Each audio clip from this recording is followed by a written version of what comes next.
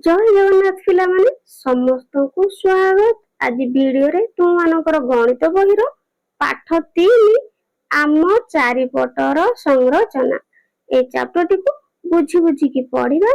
एथिरे थिबा प्रश्नर उत्तर गुडी को मध्य आलोचना करिबा। तो आसो गणिबा। मायाधर बाबू को बगीचा रे अनेक नडिया गछ अछि। चित्र रे समस्त गछर ऊपर भागटी दिसुची। ताहले पिला माने मायाधर बाबू को बगीचा रे अनेक गुडिया कोन नडिया गछ अछि जहा कि हमें चित्र रे देखुचे। पचारिची मायाधर बाबू को बगीचा रे केतोटी नडिया गछ अछि। तो केतोटी अछि गछ हमें केमिति जानिबा गणित जानिबा ना नै। तबे गणिबा 1 2 3 4 5 6 7 8 9। ताले देखो पिला माने गोटे भाग रे एठी केतेटा गछ अछि 9 टा। ताले भाग संख्या केते देखिबा 1 2 3 4 5 6 7 8 9।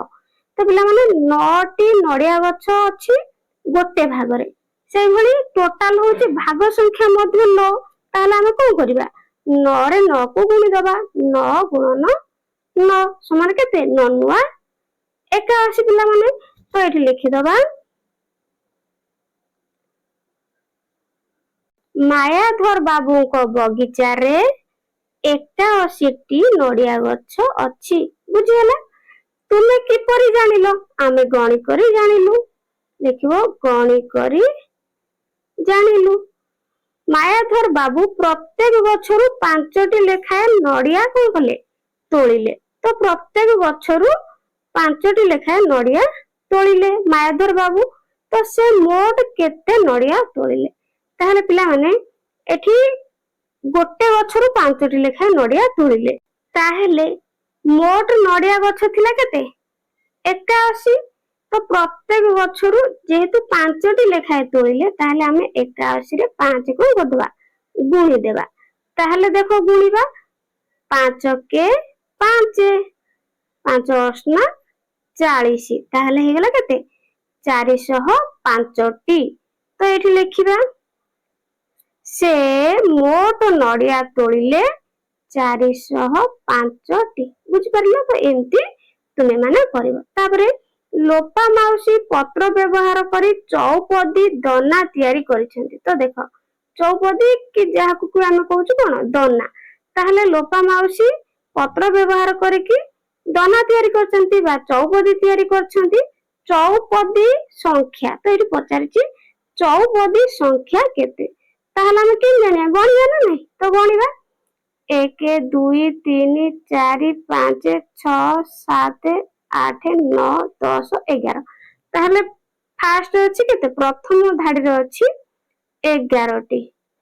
तापर देखो गोटे कम अछि माने 10 टी। तो 11 तापर 10 तापर अछि देखो गोटे कम ता माने 9 टी पुनी मध्ये 9 टी अछि तापर पुनी 10 टी अछि पुनी 11 टी अछि। बुझियला। ताहले आमे एगुडी को सब मिसेई दबा हला एठी मु मिसेई दउची। तो तुम माने करनबा देखो 11 ये 10 11 10 केते 21 21 ये 9 केते हला 30 30 पुनी 9 39 39 पुनी 10 49 49 ये 11 हे दियो केते पिला माने 60। तेणु लेखिबो एठी चौपदी दना संख्या होची केते पिला माने 60 टी। एमती तुमे माने लेखि नबो। बुझियला। तापरे आगो को जिबा लोपा माउसी नडिया लड्डू ओ क्षीर पेड़ा को ट्रे रे सजाई रखिचंती। ताहले देखो एडी केमती नडिया लड्डू आ क्षीर पेड़ा सजा हेगी अछि। तो की रखिचंती पिला माने सजाई लोपा माउसी हला।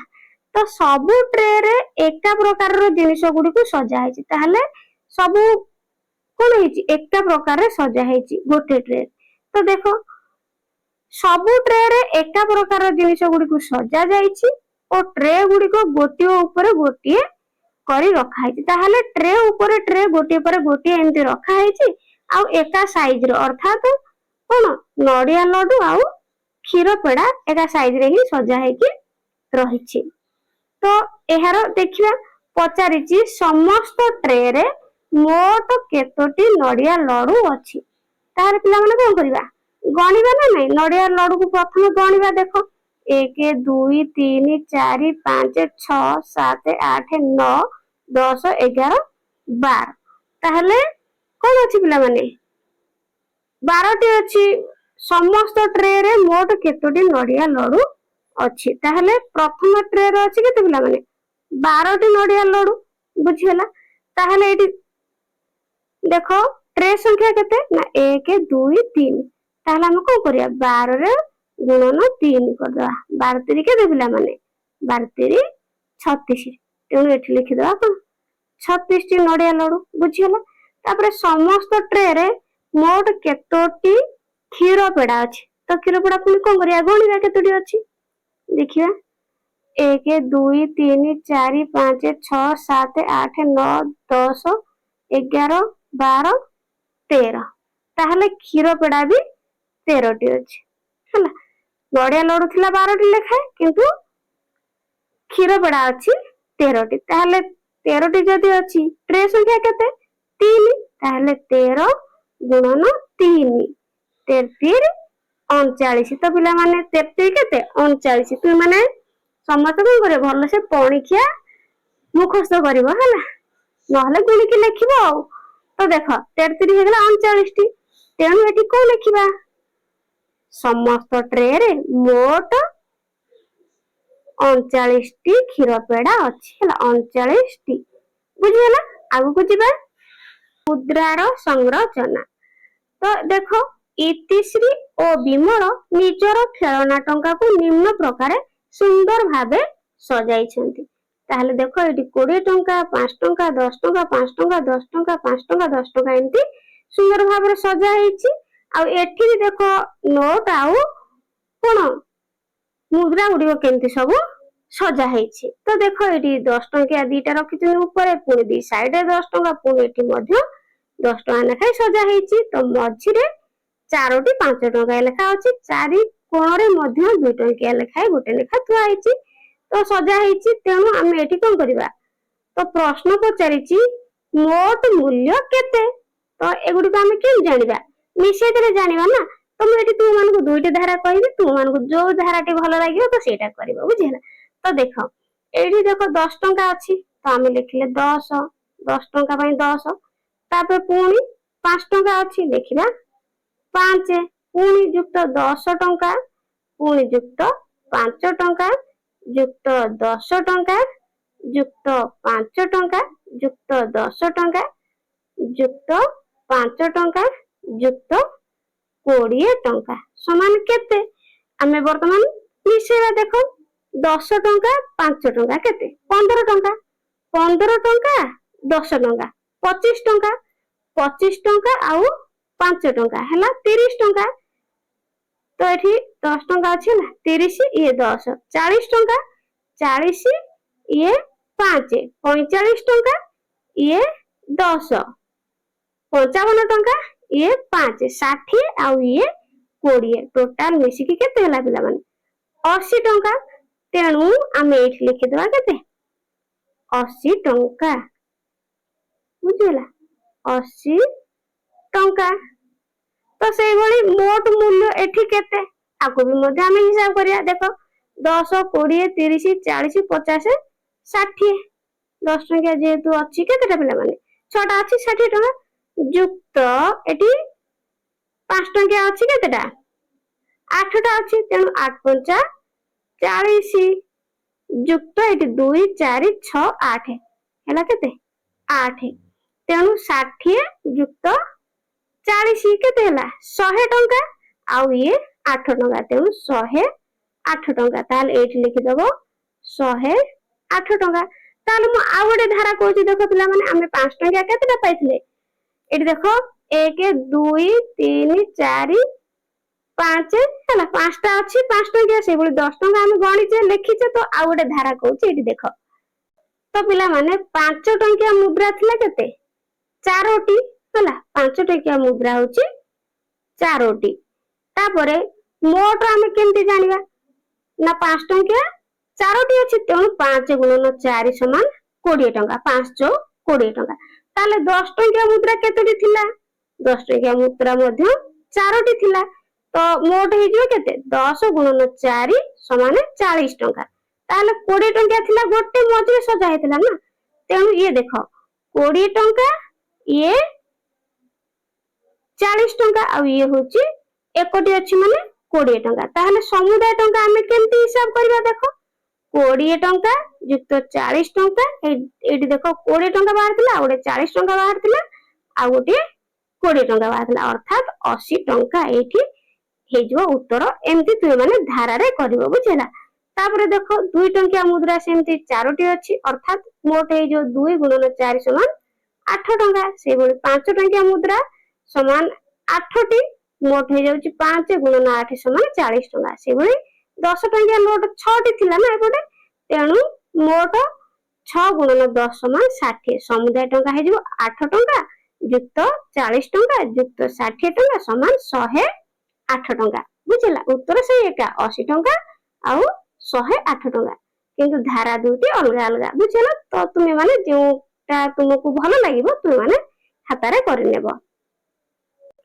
पुणी आगो को जिबा तुमे ए सबु को किपरि गणिल श्रेणी रे आलोचना करो तो आमे सब संख्या केमती गणिले जानिले ना नहीं तो सेगुडी को तुमे सांग मानक सहित आलोचना करिवो तापर देखो तुमे 1 टंकिया 2 टंकिया 5 टंकिया और 10 टंकिया खेलना नोट व्यवहार करी 36 टंका 125 टंका और 183 टंका को दर्शाओ तुमे केते टंका सजाइछो ताहार परिमाण तुम सांग को पचार ताहले पिला माने एटा केमती करबो तुम माने सब श्रेणी रे ही तुमे ए सब करबो बुझेला तुम सांग साथी मानक सहित ताहले पिला माने से कहिछि जे टंकिया 2 टंकिया और 5 टंकिया एवं 10 टंकिया खेलना नोट व्यवहार करी 36 टंका करियो पुनी 125 टंका करियो पुनी 183 टंका दर्शेइबो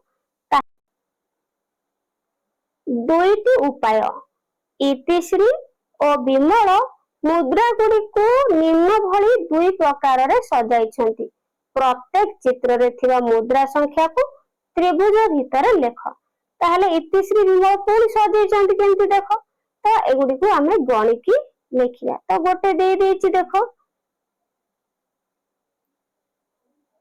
एठी 1 2 3 तो तीनोटी अछि तेणु एठी त्रिभुज भीतर 3 लेखा आइछि तो बाकी गुडी को हमें गणिकी लिखिया तो देखो 1 2 3 4 5 6 7 8 9 10 11 तो एठी लिखिबो 11 बुझला तब देखो 1 2 3 4 5 6 7 8 9 10 11 12 13 14 15 16 और 1 होची 17 पे माने एंती गणिकी लिखि लबो तब एठी देखो 5 दे देछि तेणु एठी गणिबा दरकार नै पुणी देखो 1 2 3 4 5 6 7 तेणु एठी लिखिबो 7 आ एठी अछि केते 1 एंती सब तुई माने लिखि नबो तो एपटे देखो विमल एठी को 4टी अछि तेणु त्रिभुज भीतर 4 लेखा अछि ताबरे बाकी गुडी गणिबा 1 2 3 4 5 6 7 8 9 10 11 12 13 14 तेणु एठी लिखिबो 14 ताबरे याको मध्ये गणिबा 1 2 3 4 5 6 7 8 9 10 11 12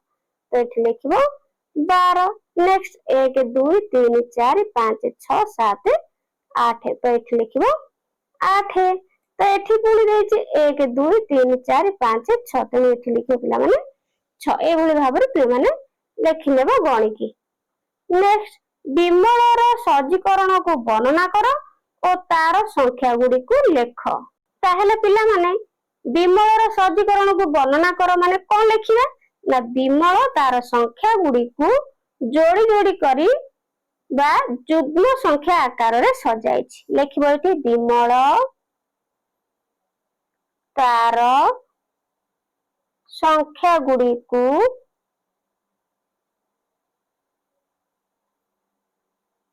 जुग्म आकार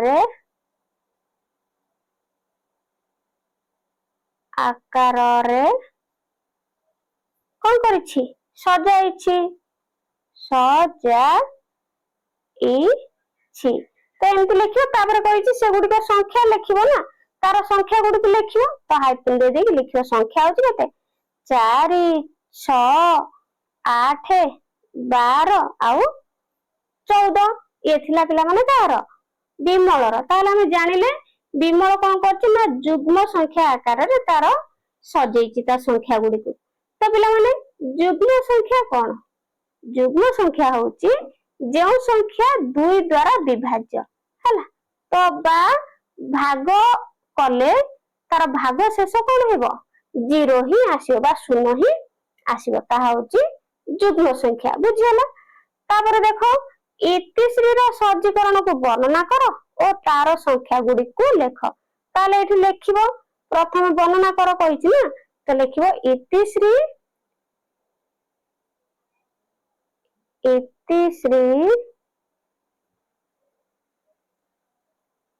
एक व्यतीत अजुग्म संख्या गुडी को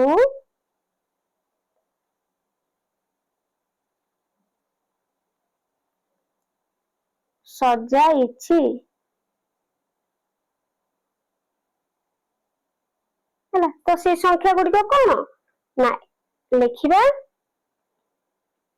1 3 5 7 11 आउ 17 ताहले पिला माने हम जानिले जे इतिश्री एक व्यतीत आ समस्त अजुग्म संख्या गुडी को सजेइछि तो से अजुग्म संख्या गुडी को हला 1 3 5 7 11 आउ 17 बुझियला ताहले विमल संख्या गुडी को जोड़ी जोड़ी करी सजाइछि एही संख्या गुडी को जुग्म संख्या कहै जाय ताहले इतिश्री गठन करिथिबा संख्या गुडी को होछि अजुग्म बुझियला तो 2 द्वारा विभाज्य नुहे से गुडी को होछि अजुग्म संख्या तापर आगो को जिबा देखो एडी मध्ये लिखि देछि देखो विमल संख्या गुडी को जोड़ी जोड़ी करी सजाइछि ए संख्या गुडी को जुग्म संख्या कहै जाय इतिश्री गठन करिथिबा संख्या गुडी को अजुग्म संख्या बुझियला तो जुग्म संख्या अजुग्म संख्या जानो जो संख्या गुडी को 2 द्वारा कोन विभाज्य तो ताकू कहा जाय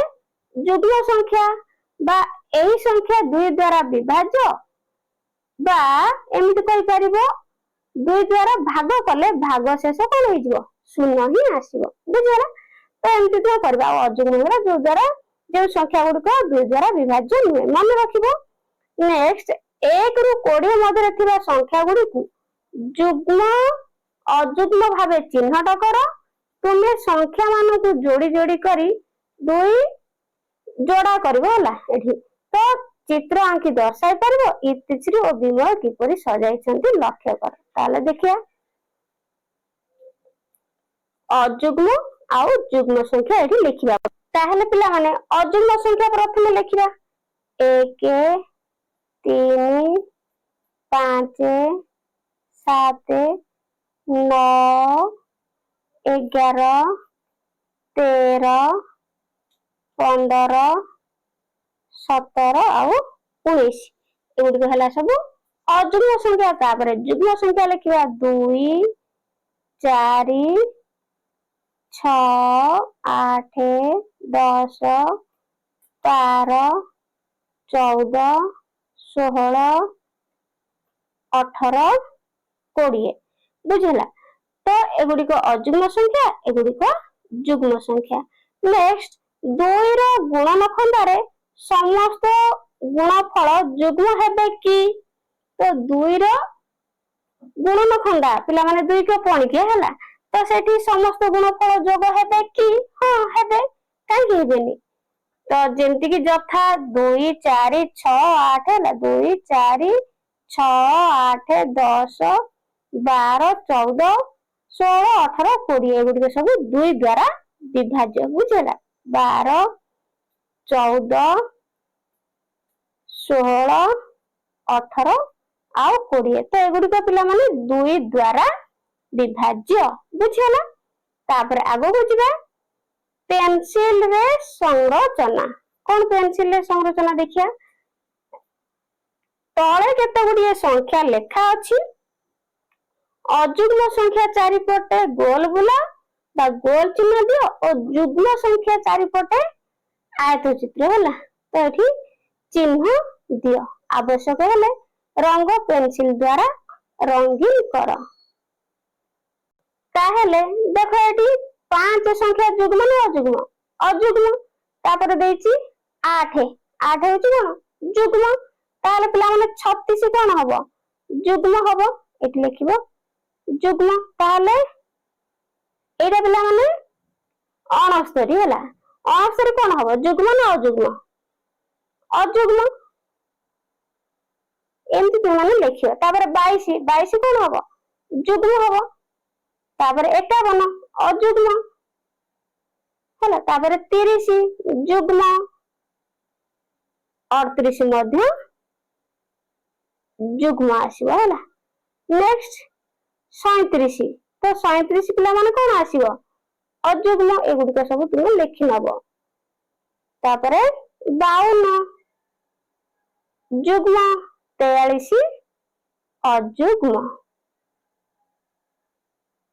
होला तो एठी हमें कोन कहिछि से ना पेंसिल ले केते गुडे संख्या अछि ताले अजुग्म संख्या चारि पटे गोल बुलेबा ताले एठी बुलेबा गोल तो देखो पिला माने प्रथम 1 1 होछि कोन पिला माने अजुग्म 1 पर पुनी 3 5 7 9 11 13 15 ହେଲା 17 19 एमती तळकु तळ आसीची ହେଲା पूरा एपटे पिला माने कोन हेची ना अजुग्म संख्या गुडी को ही कोन करछि लेखिछि ताहाले से कहला जुग्म संख्या चारि पटे बॉक्स करबो होला तो आयत चित्र बा वर्गाकृति करबो तो हमें करबे देखो एठी 2 एमती करबो होला एगुडी को सब कोन करबो पिला माने एठी तो माने पेंसिल ले भलो भाबरे करबो एमती आयत चित्र सब करि लेबो होला एमती करि नबो जुग्म संख्या चारि पटे बुझियला एमती पूरा तळ को जाय करि करिका नेकी आसीबो ताहाले एई पटे सब पिला माने कोन एई पटे अछि अजुग्म संख्या आ पटे सब जुग्म संख्या ला डाण पटे जुग्म संख्या आ बाम पटे सब जांको अजुग्म संख्या अछि तेमती माने सब गोल बुले आ स्क्वायर चिन्ह करबो होला नेक्स्ट देखो तो केउ संख्या गुडी को जुग्म केउ गुडी को अजुग्म तुमर सांग मानक सह आलोचना कर ताले पिला माने कोन आलोचना करबो तो जो संख्या कोन सब 2 द्वारा विभाज्य तो से गुडी को कोन जुग्म संख्या और जो गुडी को विभाजन 2 द्वारा तो से गुडी को अजुग्म एमती तुम माने सब श्रेणी रे सांग मानक सहित आलोचना करिनबा तापर देखो इतिश्री गणित बही रो पृष्ठा संख्या गुडी करे जुग्म और अजुग्म रो संख्या मजादार संरचना देखिबा को पाइछि नेक्स्ट पिला माने इतिश्री केउ संरचनाटी पाइछि तो तुम्हें गणित बही देखि कहि परिबो कि पेंसिल भीतर थिबा जुग्म संख्या चारि पटे तुम्हें माने आयत चित्र और अजुग्म संख्या चारि पटे एमती वृत्त चिन्ह देबो तो तुम माने एटा क्लास रे करिवो निम्न रे थिबा संख्या मानक मध्यरु जुग्म और अजुग्म संख्या गुडी को चिन्हट करी लेख तो चिन्हट करिवार कारण गुडी को वर्णना करो तो देखो पिला माने 30 46 78 67 300 154 415 आउ 99 ताहेले एथि मध्यरु अजुग्म संख्या गुडी को के अजुग्म संख्या गुडी को हम लिखि देबा केते 67 415 आउ 99 नेक्स्ट जुग्म संख्या होची 30 46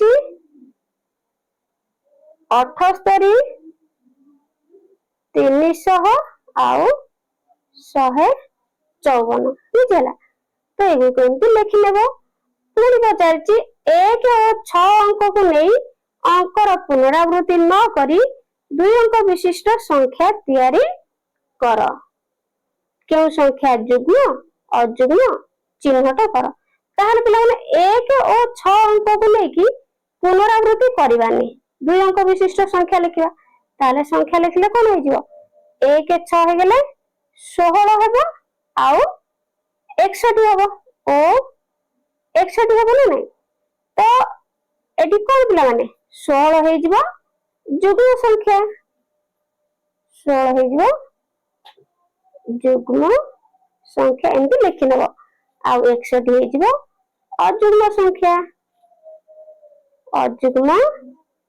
अजुग्म संख्या नेक्स्ट तुम्हें जे कोनोसी दुईटी अंक नै ଦୁଇ ଅଙ୍କ ବିଶିଷ୍ଟ ସଂଖ୍ୟା ତିଆରି କରେ ଯେପରି ସମସ୍ତ ସଂଖ୍ୟା ଯୁଗ୍ମ ହବ। ତ ସେଠି ଆମେ ଯୁଗ୍ମ ଅଯୁଗ୍ମ କଲେ, ତ ଏଠି ଏମିତି ଆମେ ଦିଟା ନବା ଅଙ୍କ, ତାହେଲେ ସେ ଦିଟା ଯାକ ହେଇଯିବ କଣ ଯୁଗ୍ମ। ତ ଏମିତି ଭାବ କେଉଁ ଦୁଇଟି ନବା, ତ ନବା ଦୁଇଟି ଅଙ୍କ, ଗୋଟେ ନବା 2 ଆଉ ଗୋଟେ ନବା 4, 2 ଓ 4 ହେଲା।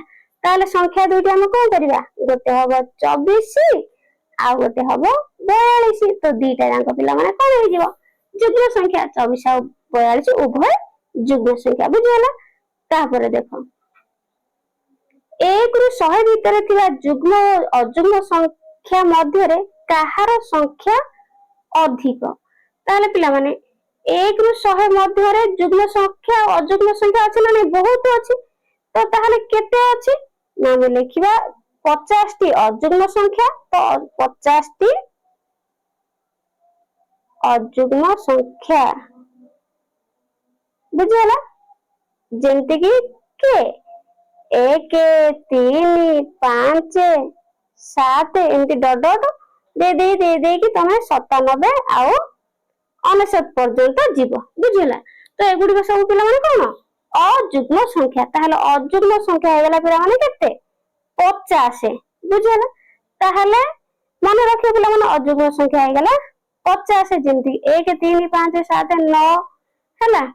ତାପରେ ଆସିବ 11 13 15 ହେଲା 17 ଏମିତି ଲେଖିକି ଅପ୍ ଟୁ ଯାଇଛି କେତେ 97 ଆଉ 99 ପର୍ଯ୍ୟନ୍ତ। ସେଇଭଳି ଆମେ କଣ କରିବା, ପୁଣି ଯୁଗ୍ମ ସଂଖ୍ୟା ଲେଖିବା। ତାହେଲେ ଯୁଗ୍ମ ସଂଖ୍ୟା ମଧ୍ୟ 50ଟି ହେଲା।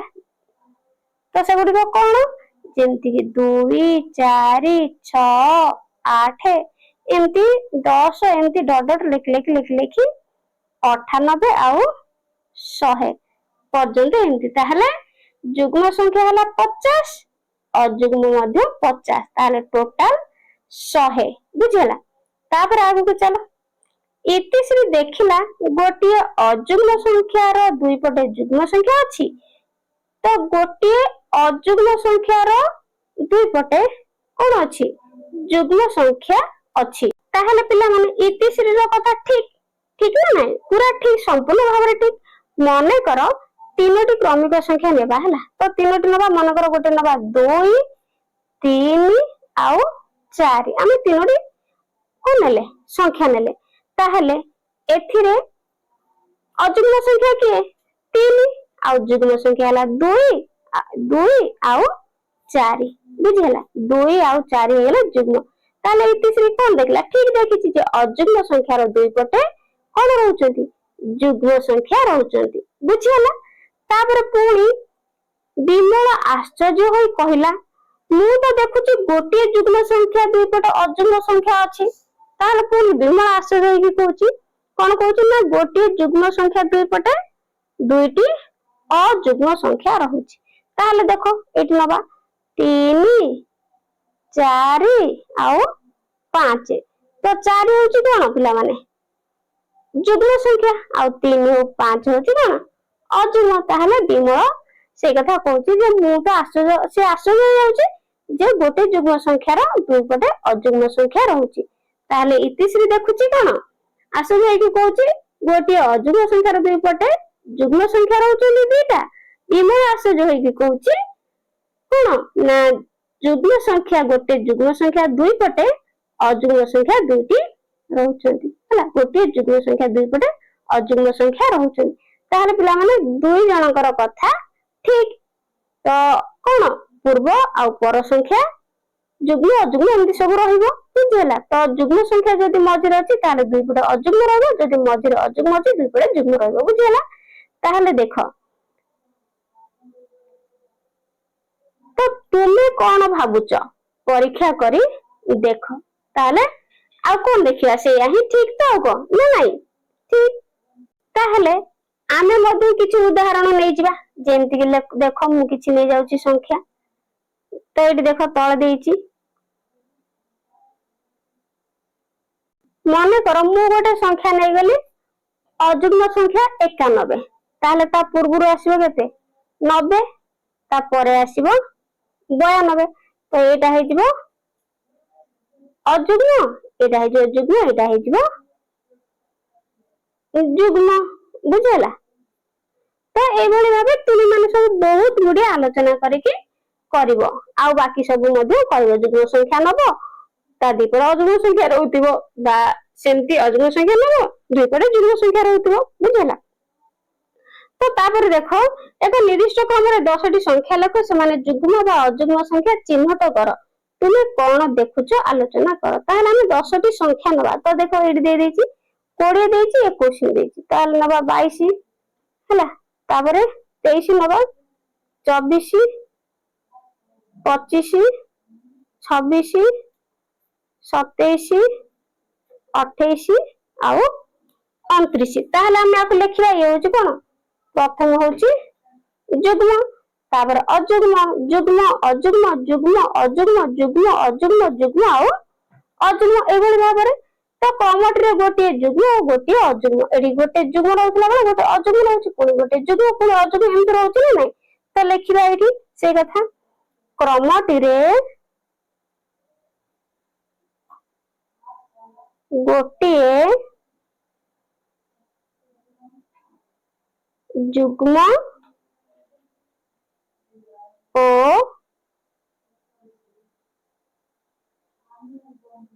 ଗୋଟିଏ ଅଯୁଗ୍ମ ବୁଝିହେଲା। ତ ଗୋଟିଏ ଯୁଗ୍ମ ସଂଖ୍ୟାର 2/5 ଅଯୁଗ୍ମ ସଂଖ୍ୟା ଓ ଗୋଟିଏ ଯୁଗ୍ମ ସଂଖ୍ୟାର 2/5 ଯୁଗ୍ମ ସଂଖ୍ୟା ଅଟେ। ତ ତୁମମାନେ ଏଇଠି ଲେଖିବ ବୁଝିହେଲା। ତ ଆଉ ଥରେ ଡାକୁଛି ପିଲାମାନେ, ତୁମମାନେ ଲେଖିଦବ ଗୋଟିଏ, ଏଇଠି ଯୋଉ ଆମେ କ୍ରମ କଲେ ନା ନାଇଁ, ଏଇ ତ ଲେଖିବ, ଏଇ କ୍ରମଟିରେ ଗୋଟିଏ ଯୁଗ୍ମ ଓ ଗୋଟିଏ ଅଯୁଗ୍ମ, ଯାହା ଆମେ ଜାଣିଲେ। ତ ଗୋଟିଏ ଯୁଗ୍ମ ସଂଖ୍ୟାର 2/5 ତା 2 କର ହେଲା, ଅଯୁଗ୍ମ ସଂଖ୍ୟା ଓ ଗୋଟିଏ ଅଯୁଗ୍ମ ସଂଖ୍ୟାର 2/5 ଯୁଗ୍ମ ସଂଖ୍ୟା, ଯାହାକି ଆମେ ବହୁତ ଆଲୋଚନା କଲେ ବୁଝିହେଲା। ତାପରେ ଆଗକୁ ଯିବା। ତ ପିଲାମାନେ ଏଇଠି ତୁମ ମାନଙ୍କର ସରିଯାଇଛି ହେଲା। ତାପରେ ପାଠ 4 ଅଛି।